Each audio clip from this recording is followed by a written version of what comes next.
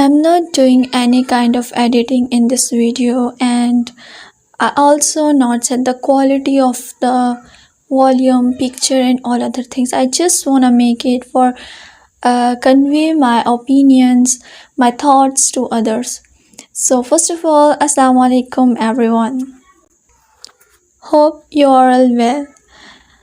Okay, so let's begin to the video without wasting my time or your time.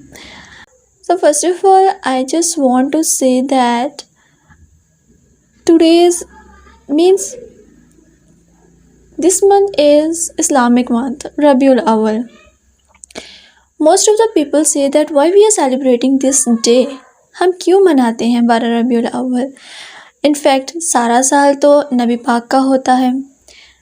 तो एक question मेरे mind में हमेशा appear होता है कि यार ठीक है, हम जानते हैं कि सारा साल क्या सारी ज़िंदगी नबी पाक पे कुर्बान है। अपनी जान, अपना माल, अपनी ज़िंदगी, अपना सुकून, अपना इत्मीनान सब कुछ कुर्बान है उन पे। ठीक है, हमने उनको देखा नहीं है, लेकिन हमें उनसे एक अजीब सी उल्फत है। मतलब वो हमारे लिए रोल मॉडल हैं। हम जानते हैं ये सब कुछ, लेकिन अगर हम उन 12 रबीउल अव्वल का महीना मनाना चाहते हैं तो इसमें बुरा क्या है? इसमें क्या गलत है?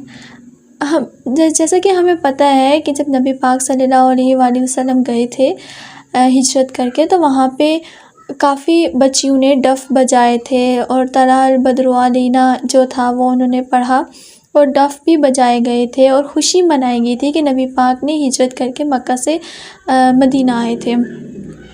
तो अगर नबी पाक अलैहिस्सलाम सल्लल्लाहु अलैहि वसल्लम इस दुनिया में तशरीफ़ लेके आए हैं तो हमारा काम नहीं बनता उनकी खुशामद करना, उनको खुशामदीद कहना, खुशामद नहीं खुशामदीद कहना, उनका वेलकम करना अच्छे से।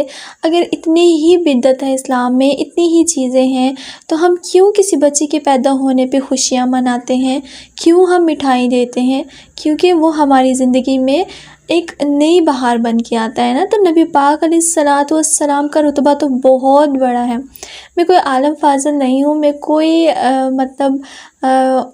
मेरा कोई इतनी इस्लामिक नहीं हूँ, लेकिन मुझे जो भी जहन में बातें आती हैं मैं सोचती हूँ कि किसी से शेयर करने से शायद हो सकता है कोई हमें सही से गाइड कर ले। वैसे तो हर बंदा किसी के गाइडेंस पे चलता ही नहीं है, वो यही कहता है कि भाई हम अपनी जगह पे ठीक हैं। लेकिन फिर भी मैं ये कहना चाहती हूँ कि अगर आपको नहीं मनाना 12 रबीउल अव्वल, अगर आपको नबी पाक का इस्तकबाल इस तरीके से नहीं करना, उस तरीके से करना है जिससे आप मुतमईन हैं, तो आप वैसे कर लें।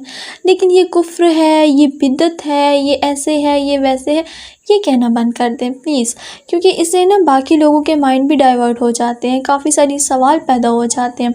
मैंने तो इस बारे में कोई सर्च नहीं की कि बिकॉज़ यूट्यूब पे अगर एक भी चीज़ निकालते हैं तो उसमें 100 तरह की बातें आती हैं जिससे ईमान डगमगा जाता है।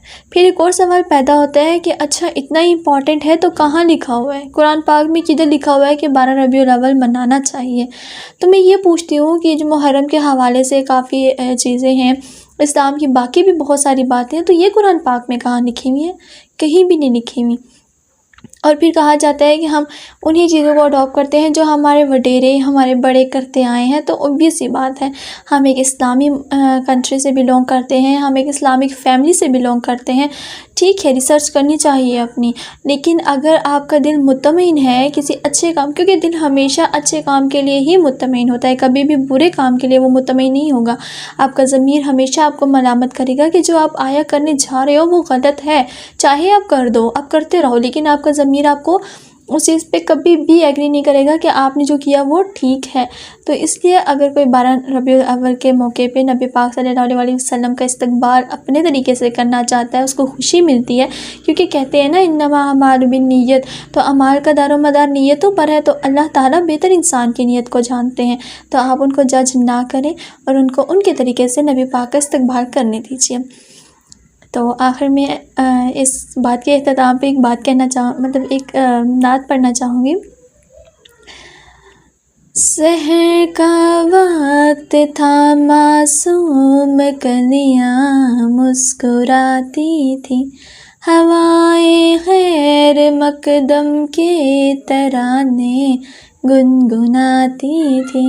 अभी जिब्रील भी उतरे काबे के मिंबर से के इतने में सदाई है अब्दुल्लाह के कर से। मुबारक हो शहे हर दो सरा तशरीफ़ ले आए, मुबारक हो मोहम्मद मुस्तफ़ा तशरीफ़ ले आए। जज़ाकल्लाह, अल्हम्दुलिल्लाह। और मैं एक और चीज़ भी ये कहना चाहूँगी कि मैं इस वीडियो में कोई हैशटैग यूज़ नहीं कर रही हूँ, मैं कोई चीज़ ऐसी वैसी यूज़ नहीं कर रही हूँ जिससे मतलब मैं चाहूँ कि मुझे बहुत पॉपुलैरिटी मिले, नहीं, ऐसा भी नहीं है। बस मैं चाहती हूँ कि जो लोग मुझे सुने वो मुझे कम्प्लीटली सुने और अपनी भी राय का इजहार करें। और अगर इसमें कोई भी चीज़ आपको लग रहा है कि मैंने गलत बोली है तो आप कमेंट सेक्शन में बता सकते हैं। और मेरे चैनल को प्लीज़ सब्सक्राइब कर दीजिए, because this is my first effort. और एफ़र्ट तो नहीं कहेंगे बट थॉट्स, माय ओपिनियन। और अगर आपकी भी कोई ओपिनियन, थॉट्स हैं तो वो आप कमेंट सेक्शन में बता सकते हैं, उसको भी हम हाईलाइट ज़रूर करेंगे इंशाल्लाह अज़्ज़ा वजल। Thank you so much for watching and show some love guys. अल्लाह हाफ़िज़।